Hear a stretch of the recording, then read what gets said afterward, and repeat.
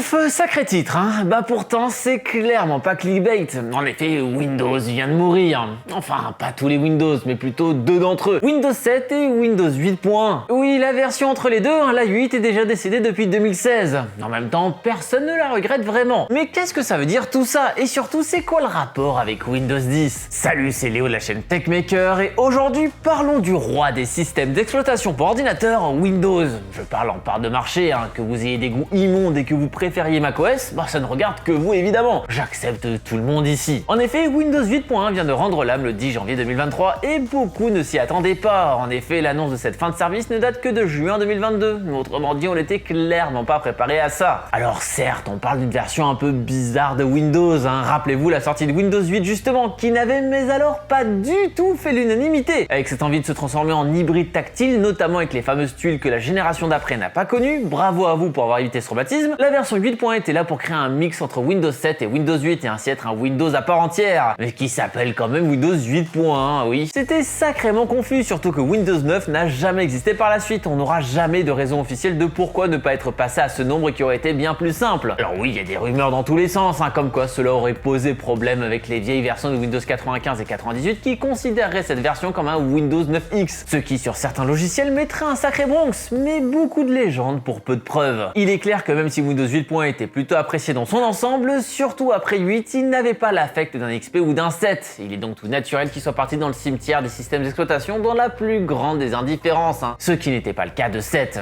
D'ailleurs, j'avais dit il y a très longtemps dans une vieille vidéo que 7 allait trépasser le 14 janvier 2020, mais au final Microsoft a préféré garder son petit boubou sous assistance respiratoire, et ça jusqu'à la même date que 8.1, soit ce fameux 10 janvier 2023, ce qui est plutôt sympa, faut l'admettre. Mais ça veut dire quoi tout ça? Que c'est plus utilisable? En fait si, mais c'est justement un énorme problème que ça le soit encore. Ce que ça veut dire, c'est que Microsoft ne fera plus du tout de mise à jour sur ce système-là, et je peux comprendre que certains d'entre vous s'en fichent un peu d'avoir le tout dernier emoji 3D proposé par Bill Gates. J'entends bien, mais c'est pas ce genre de mise à jour le problème, mais les mises à jour de sécurité. Il faut savoir que des mises à jour du style, vous en faites régulièrement sans même le savoir, et elles vous sauvent sans que vous ne vous en rendiez compte. Histoire de comprendre ça, il faut savoir comment fonctionne un virus de manière générale. Une faille est découverte dans un système, des gens mal intentionnés l'exploitent, et quand le mec qui fait le système s'en rend compte, il analyse le virus pour trouver quelle faille il exploite afin de pouvoir ensuite boucher cette dernière. Exactement comme on pourrait boucher un trou dans un mur. À chaque fois, on va colmater ça avec un petit peu de ciment et hop, plus de problème. Vous êtes jamais demandé pourquoi l'icône du parfait Windows c'était littéralement un mur de briques avant? Et donc on joue au chat et à la souris. Mais quand le chat n'est plus là, les souris dansent. S'il n'y a plus personne pour reboucher les trous avec ces fameuses mises à jour de sécurité,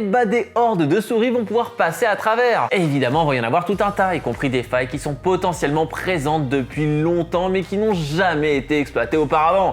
Oui, autant en profiter quand il n'y a plus personne pour pouvoir les réparer ensuite plutôt que de dévoiler son plan au moment où on est surveillé. Et ça, on a pu le voir avec un grand-père, Windows XP. Ce dernier se fait sans cesse bombarder d'attaques dans tous les sens. Et c'est clairement pas une bonne chose de l'utiliser encore aujourd'hui.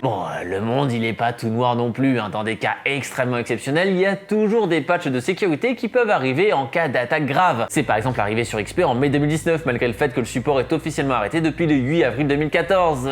Mais voilà, là on est sur de l'exception et on n'est plus du tout sur une promesse de sécurité. C'est donc vraiment compliqué de justifier encore aujourd'hui son utilisation, à moins d'être avec un logiciel qui ne tourne que là-dessus. Et encore, étant donné qu'il existe des modes de compatibilité qui fonctionnent pas trop mal de nos jours. Donc ouais, il n'existe plus que deux grandes versions grand public qui sont maintenues chez Microsoft, Windows 10 et Windows 11. Mais pourquoi j'ai parlé du 10 dans le titre? Déjà pour vous attirer, car je sais qu'il y a pas mal de chances que vous soyez dessus. Encore en 2023, plus de 70% des utilisateurs Microsoft sont sous Windows 10 avec seulement 15% sur Windows 11 et 10% sur Windows 7. Écoutez, il y en a beaucoup qui aiment bien vivre dangereusement, je pense que c'est les mêmes qui font la méthode du retrait. Et c'est assez normal qu'autant de gens soient sur la version 10. Après tout, elle était gratuite à l'époque, si on venait d'une version antérieure, il y avait une communication de zinzin comme quoi ce Windows serait le dernier Windows. Tout le monde en parlait, il n'y aurait plus jamais de mise à jour majeure et que tout serait centralisé sur ce noyau. Chouette! On serait plus là à galérer à devoir réinstaller un nouveau Windows tous les 4 matins. Et puis finalement, Windows 11 est arrivé de nulle part, en octobre 2021 précisément. Super la promesse. Et le but de cette version est de rendre le système d'exploitation le plus hybride possible avec une interface pensée pour le tactile.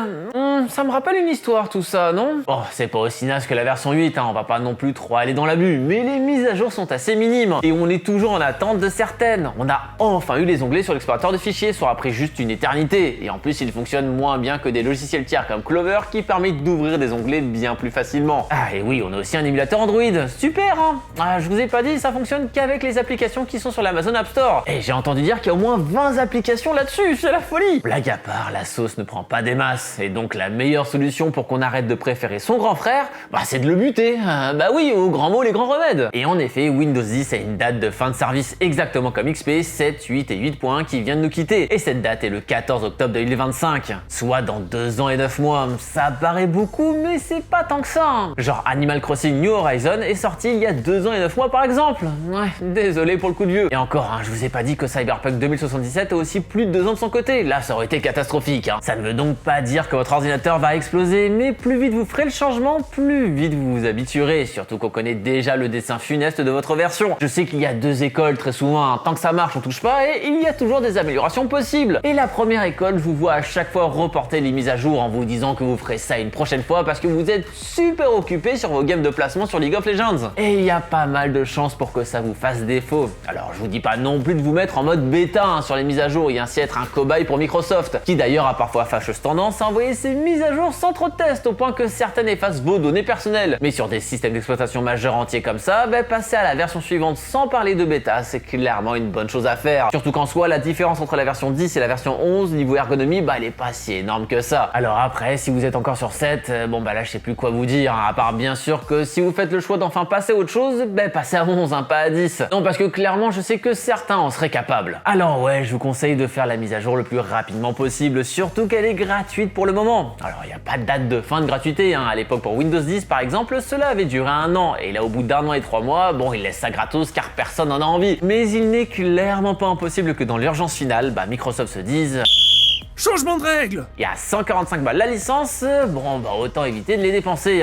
Et oui, je sais qu'il existe des clés à 20 centimes trouvées au fin fond de l'Inde, bien sûr, mais je parle de clés légales ici, pas de clés revendues à la sauvette, car en soi, aux yeux de la loi, c'est pas plus legit que d'avoir craqué sa version. Vous jetterez pas la pierre, je l'ai déjà fait, mais concrètement, ça ne change absolument rien. Alors, attention, vous serez possiblement bloqué au moment de mettre à jour, que ce soit de manière matérielle si votre setup est un peu trop vieux, même si vraiment faut forcer car le minimum est un processeur avec 1 GHz de fréquence et 4 Go de mémoire vive, mais aussi de manière logicielle car il faudra activer TPM 2.0 pour Trusted Platform Module sur votre carte mère et en vrai je peux comprendre que ce soit galère à activer pour beaucoup car il faut aller dans le BIOS pour ça. Vous savez, ce fameux menu auquel vous pouvez accéder uniquement au démarrage de l'ordinateur et qui a bien souvent une interface assez austère. Je ne pourrai pas vous donner la marche à suivre car cela change d'une carte mère à l'autre, mais vous pourrez facilement trouver comment ça marche en tapant le nom de la vôtre sur le web, mais c'est clair que c'est pas pratique. Mais au moins en faisant ça, vous n'aurez pas le stress de fin 2025 et vous serez paré au changement jusqu'à l'arrivée de Windows 12 qui sera sûrement accompagnée de l'annonce de fin de support de Windows 11 pour 2030. Mais on n'y est pas encore, si ça se trouve Star Citizen sera sorti d'ici là. Mais vous êtes sur quel Windows actuellement? Et si vous êtes passé sur 11, est-ce qu'il vous convient? Ou peut-être que vous avez regardé toute cette vidéo en étant sous macOS, voire pire, Linux. J'espère que vous avez lavé votre barbe récemment. Sur ce, je vous invite à cliquer sur une des autres vidéos qui viennent d'apparaître sur les côtés, qui sont certifiées sans faille. Et d'ici la prochaine fois qu'on se voit,